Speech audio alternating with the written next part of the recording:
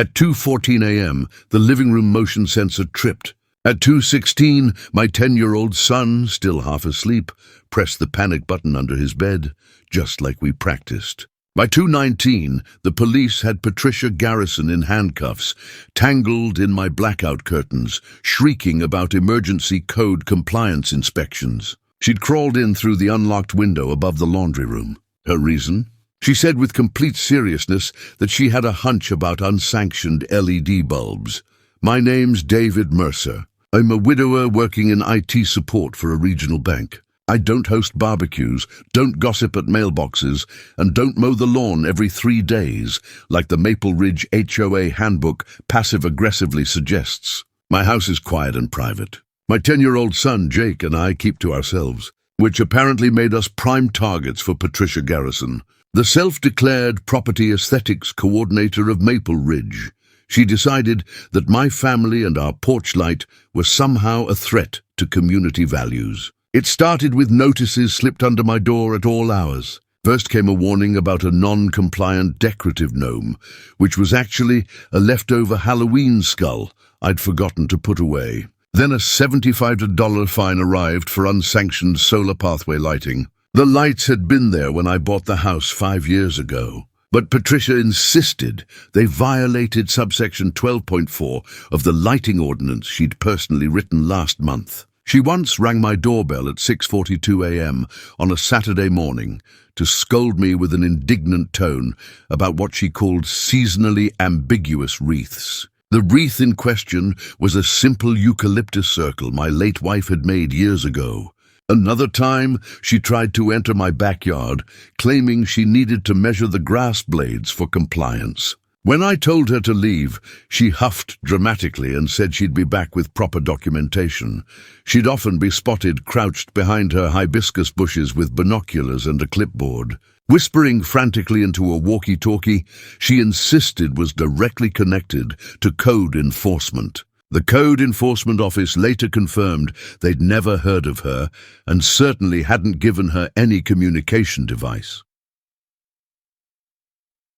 Upgrades. Then came the late-night incidents that made me genuinely concerned. My trash cans would mysteriously end up knocked over every Tuesday night, spilling garbage across my driveway. My security camera cable was cut clean through with what looked like garden shears. That's when I decided to upgrade the entire system. I installed silent alarms on every entry point, infrared cameras with cloud backup, and most importantly, kid-level panic buttons in Jake's room and the hallway. I taught Jake exactly what to do if anyone ever entered our house uninvited. Press the button, lock the bedroom door, and hide in the closet. We practiced twice a week until it became second nature.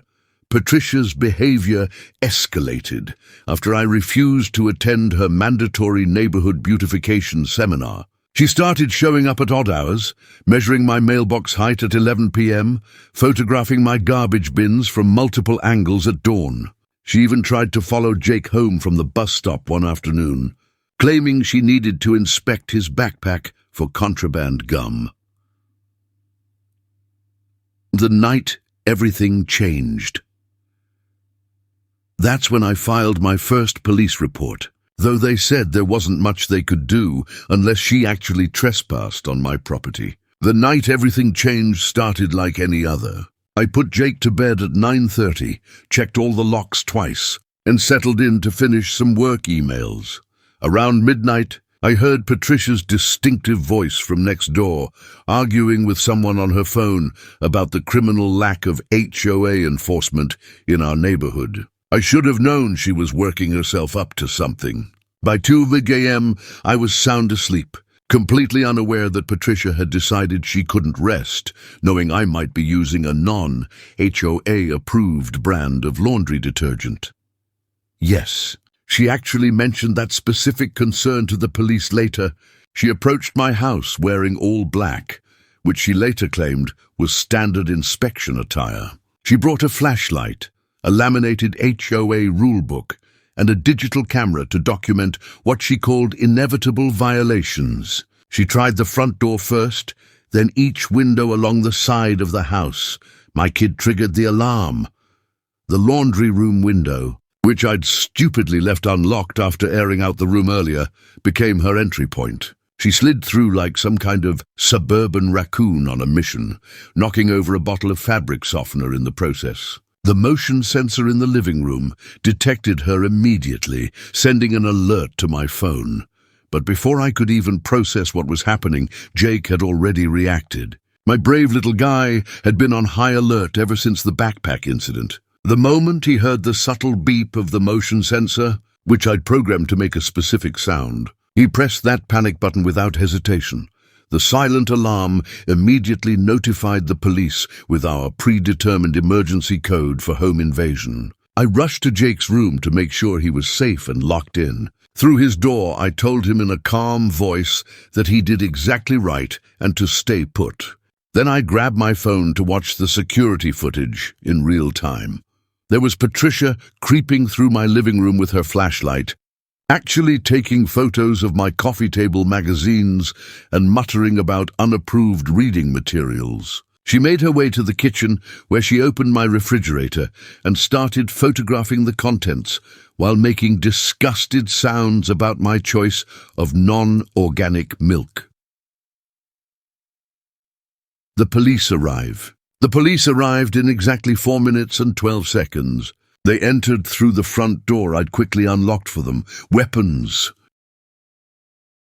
drawn, shouting for the intruder to show themselves. Patricia, startled by their sudden appearance, tried to hide behind my curtains, but got tangled in the blackout fabric. As the officers pulled her free, she shrieked with an hysterical tone that this was an emergency code compliance inspection, and she had every right to be there. She waved her laminated rulebook at them like it was some kind of federal warrant.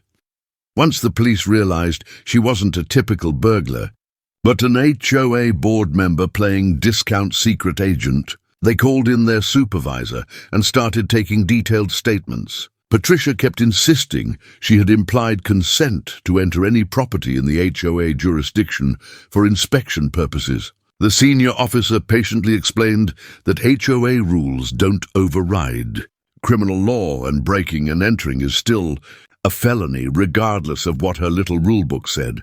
She argued with an increasingly desperate voice that she was protecting property values and maintaining neighborhood standards. The investigation that followed, revealed Patricia had done this to 3 other families in the neighborhood. The Johnsons had reported strange footprints in their garden and missing pictures from their porch. The Wynns had found their shed door mysteriously opened multiple times. The elderly Mr. Crawford had actually caught her in his garage, but thought he was imagining things due to his medication. None of them had cameras to prove it, but they all came forward once news of Patricia's arrest spread through the neighborhood group chat. I had everything on crystal clear, cloud-backed high-definition video. The footage showed her checking windows, entering through the laundry room, searching through my home, and even showed her taking photos of what she called evidence of non-compliance.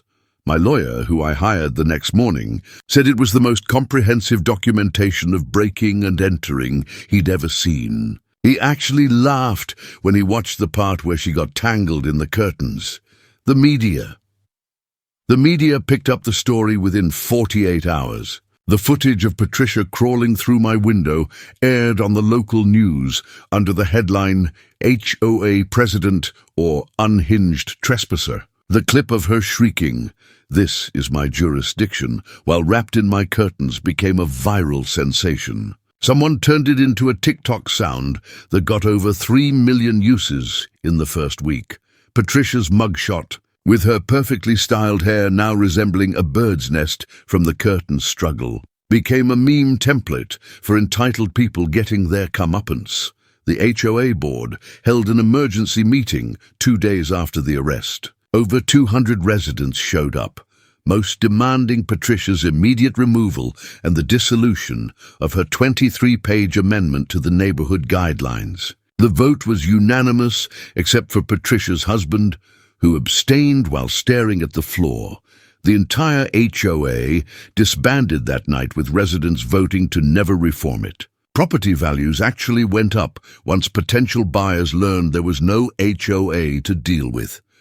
The HOA Patricia's legal troubles were just beginning. She faced charges of breaking and entering, criminal trespassing, unlawful surveillance, and endangerment of a minor since Jake was in the house during her intrusion. Her lawyer tried to argue she had diminished capacity due to her obsession with neighborhood standards, but the judge wasn't buying it. The security footage from multiple angles, the evidence of her previous unauthorized entries, and her complete lack of remorse sealed her fate. The trial lasted 3 days. Patricia took the stand and delivered a 40-minute rambling speech about the importance of maintaining aesthetic standards and her belief that she was actually a hero protecting the neighborhood from chaos. She compared herself to neighborhood watch volunteers and insisted she was being persecuted for caring too much. The prosecutor simply played the video of her photographing my refrigerator contents at 2:15 in the morning and rested his case. Jake had to testify via closed-circuit video from another room. He calmly explained how scared he was when he heard the motion sensor, how he pressed the panic button just like we practiced, and how he hid in his closet until I told him it was safe. Several jury members visibly frowned at Patricia when Jake mentioned he'd been having nightmares about someone breaking in ever since she'd followed him home from the bus. Stop. Sentencing. The jury deliberated for less than 2 hours. Patricia was found guilty on all counts. At sentencing, the judge noted her complete lack of accountability and the trauma she'd caused multiple families, especially the fear she'd instilled in a young child. He sentenced her to 18 months in prison, 3 years probation, and ordered her to pay $15,000 in restitution. Patricia's jaw dropped as the sentence was read. She turned to her lawyer with a panicked expression and whispered loudly enough for everyone to hear that this couldn't be happening because she had a neighborhood standards committee meeting next week. The judge also issued a permanent restraining order preventing her from coming within 500 FT of my property or Jake's school. She was banned from holding any position in any registered neighborhood association, HOA, or similar organization within the state for life. When that part was read, she actually gasped and grabbed the defendant's table for support, her face turning the exact shade of red as the non-compliant roses she'd once tried to fine the Johnsons for planting.